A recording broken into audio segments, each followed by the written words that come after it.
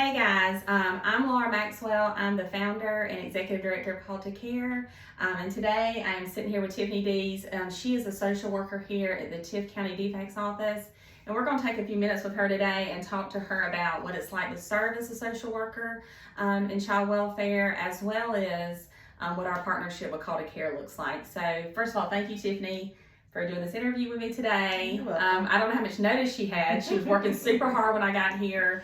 We had to stop, cry, and pray, but we're ready for this video now. I've been able to work with Tiffanie for many years and absolutely love her. And she does a wonderful job. Ask anybody who's had to work with her. But first of all, tell us what your title is here at the office. I'm a social service case manager with foster care. Okay, and have you served in other roles here before? I have. I've done investigations and family support and a little bit of the family preservation. Okay. How long have you been with the agency?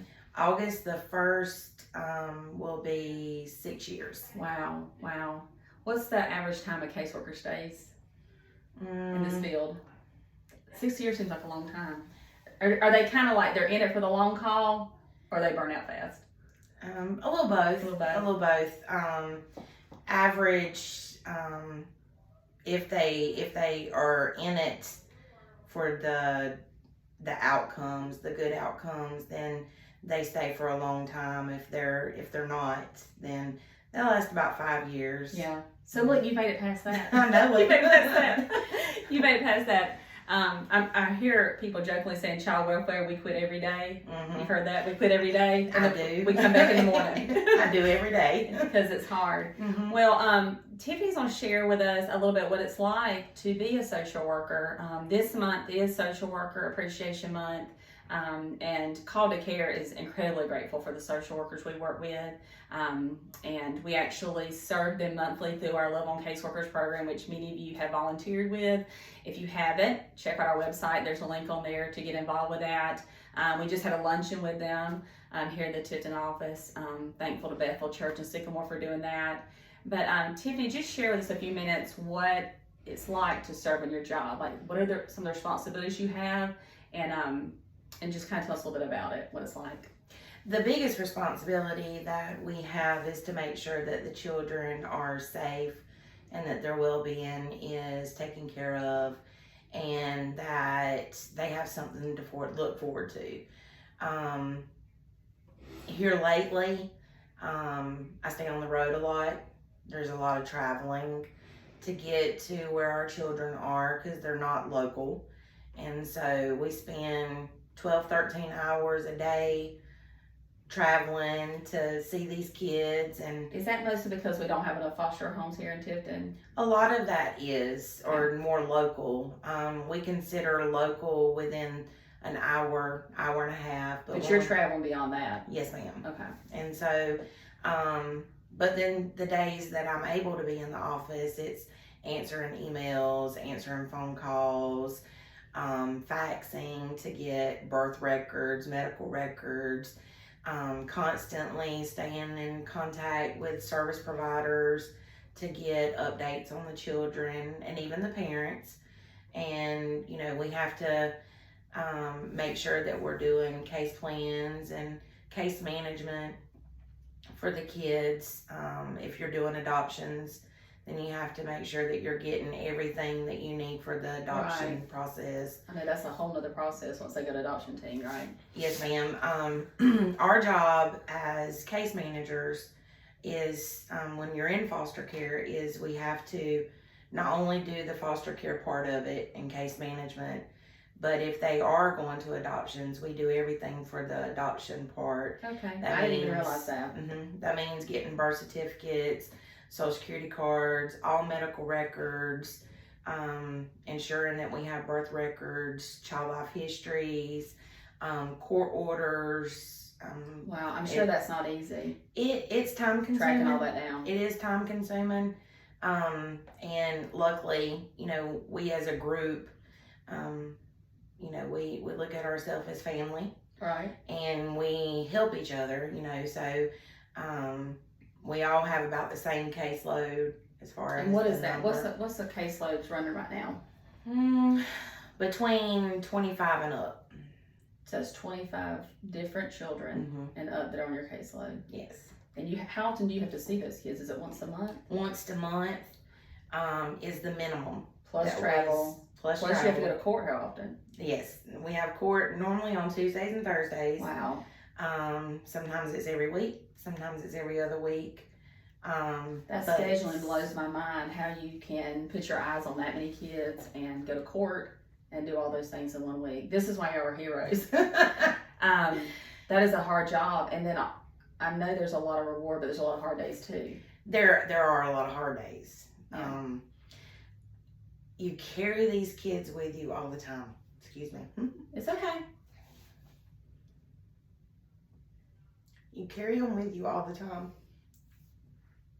So there's no days off. No time off really. Even when you're at home, snuggling with your cat on the couch. I know you're still thinking about these cases. Yeah. And most of the time, the emails don't stop. The phone calls don't stop.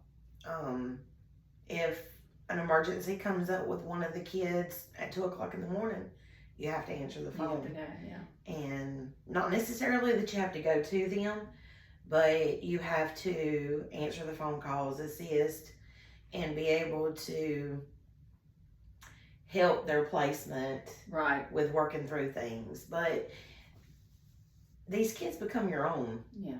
You know, and you know, I got 6 kids and 8 grandbabies, but when you add the other 25 to it, I got a whole football field. Right, and I know it's I know the Bible says not to grow weary of doing good, but it's hard for you guys, I know, to continue doing good when there's no end to it. Right, that's really hard because in this broken and sinful world, it is hard, and there are times that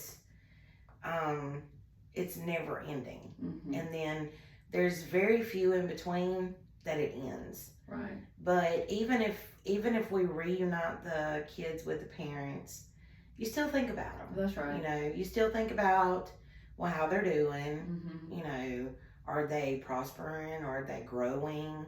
You know, even though they're not with you on your caseload anymore, no matter what, they're always going to be with you. Right. And so, you know, that there's reward in everything that we do to make sure that these kids are safe and taken care of. And very far in between, like I said, they go home, you know, but there is sometimes more heartache than there is rewards. Right. But well, that was part of the reason I wanted this video, is I wanted people to see kind of like what your job is like. Now, there's a lot of misconceptions about what you guys do, and that's why we're going to do this video series, to kind of show like these are real people who do really hard work every day. With the most vulnerable population in our community is who you're serving. While many of us are in our community, unfortunately, are maybe blindsided, are going about our day, not realizing what's actually going on in our community. I know I looked last night, between Tiff Turner, there's around 85 kids in care. That number pretty much stays that way. It ticks up some, it ticks down, but you guys are serving that caseload every day. And that doesn't even include investigations, which we're going to talk to someone in just a minute. And that's why we really encourage the community to do our Love on Caseworkers, to just come and love on y'all at least once a month, and to be praying for y'all and serve you guys. And that someone in the community, hopefully multiple someones, know what you guys are doing, and we're super grateful for you guys. So when you work with Call to Care, you've been working with Call to Care for a while. We've been here as long as you've been here in Tifton. If you don't mind sharing with them kind of like what that's like, and what Call to Care means to you. I know what you mean to me, but kind of what does the ministry that Call to Care provides mean to caseworkers, or at least you personally? You can share a personal story or just give general, but what Call to Care means to you. Well, Call to Care to me is God sent. I mean, I can pick up the phone and call and rant and rave, and you listen. And you provide comfort and support for us case managers on a regular basis. But serving the community and our children, y'all never hesitate to help if there's a child in need, or a foster parent in need, or even a parent in need. of something for these kids. You step up and you're always there, and you make it happen for us and for the kids. And we want to continue doing that. Oh, yeah. We definitely couldn't do it without all of our supporters and our donors. I think like ministry-wide last year, we had almost 800 volunteers starting in some capacity. Almost 5,000 donors throughout our region that were either given monetarily or either given in-kind gifts to make sure that we could do that. We served, I think, about 2,500 kids last year, ministry-wide. And we definitely could not have done that without you guys, because we know it's one extra step for you even to ask for help. Like all those things you just mentioned you do, and then you have to stop and fill out a form, which nobody loves filling out another form, but fill out a form to get those requests in. And we're just so grateful. Call to Care is grateful for you guys for everything you do, but also letting us enter into the child's story with you and be a part of it. I know that the state's goal is to get these kids home, whatever home might look like, right? That's always the goal. Back home to the biological family or to a relative who can love and care for them, or if not, to an adoptive placement or some kind of permanent placement. We want them home where they can feel safe and loved and nurtured. And that's our goal as well. That's a goal we have with y'all, is to get every child home. And then, of course, beyond that, as a ministry, our goal is that these children would enter the kingdom of heaven, and that you guys would, and that everybody we work with, the biological families, the foster families, we want them all to know the love of Christ. And we definitely couldn't do that without you guys letting us enter in the story with y'all. So we're grateful for the opportunity to link hands with you and do this work. And we just love you. And we're super grateful for you. I love y'all too. And just grateful for this partnership that the Lord has blessed us with. The Lord laid this ministry in my heart a long time ago, 5 years before it even started. And it took a long time even to get y'all to answer the phone because y'all are so busy. And when I finally did, Annie here, who's her boss and the director of this office, she was very clear with me and said, "We don't need one and done. Are you here for the long haul?" And I said yes. I did not know what I was saying yes to, but the Lord said, "Say yes." He does that to us. He says, "Say yes." I put my toe in the water, but I have not drowned yet. And He has definitely carried us all the way. And I'm grateful that I said yes. I'm grateful that Annie said yes.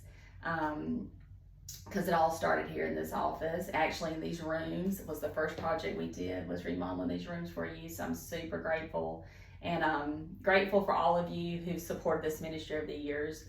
Whether you gave, like I said, whether you give monetarily, whether you serve like a church did today, coming out and serving in a service project, or the in-kinds, the endless beds and diapers and car seats have been given. We're all given to glorify God and to serve these kids. And so we're grateful, and just grateful for everything you do. Yes. Thank you, girl. Thanks. Anything else you want to share before we sign off? No. Alrighty.